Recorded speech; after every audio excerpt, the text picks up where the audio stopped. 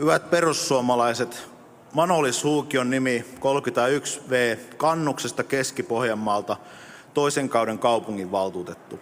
Kysyisin käsiäänestyksellä ennen kuin vastaan varsinaiseen asiaan, että kuinka moni täällä omistaa puulämmitteisen saunan? Käsi ylös nyt.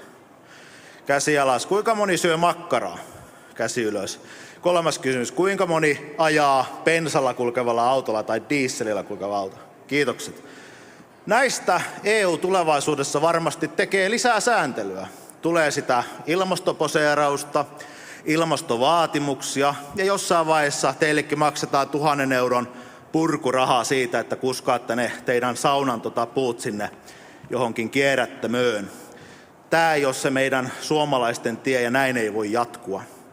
Mä tulin tänne eteen puhun siitä asiasta, että Euroopan unioni, kun se alun perin oli olemassa, niin sen tarkoitus oli kauppa.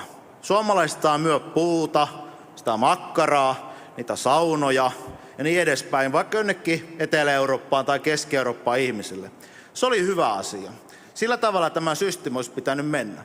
Mutta eihän se näin mennyt, koska aina on joku, joka haluaa päättää sinun asioistasi aina siellä mökkirantasaunan vieressä, kun sä sitä makkaraa mussutat ja kahtot hienoa keliä siellä järven rannalla.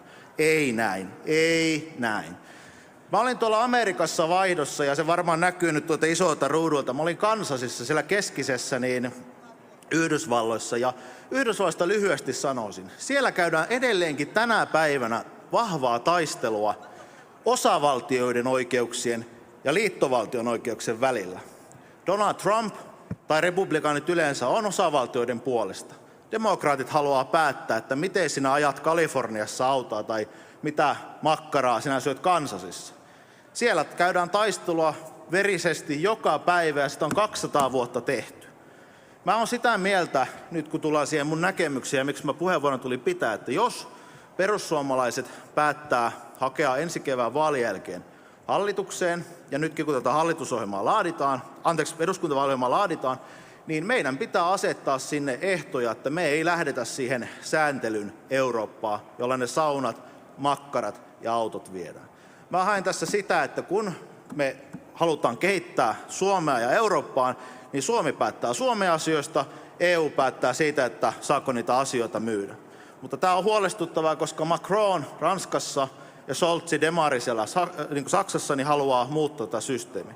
Toivon, että tälle tielle ei mennä ja se mun puheenvuoron pointti, että toivottavasti perussuomalaisten puoluehallitus katsoo hyvin tarkkaan, että me vastustetaan liittovaltiokehityksen jatkumista. Näin ei voi jatkua. Kiitokset kaikille.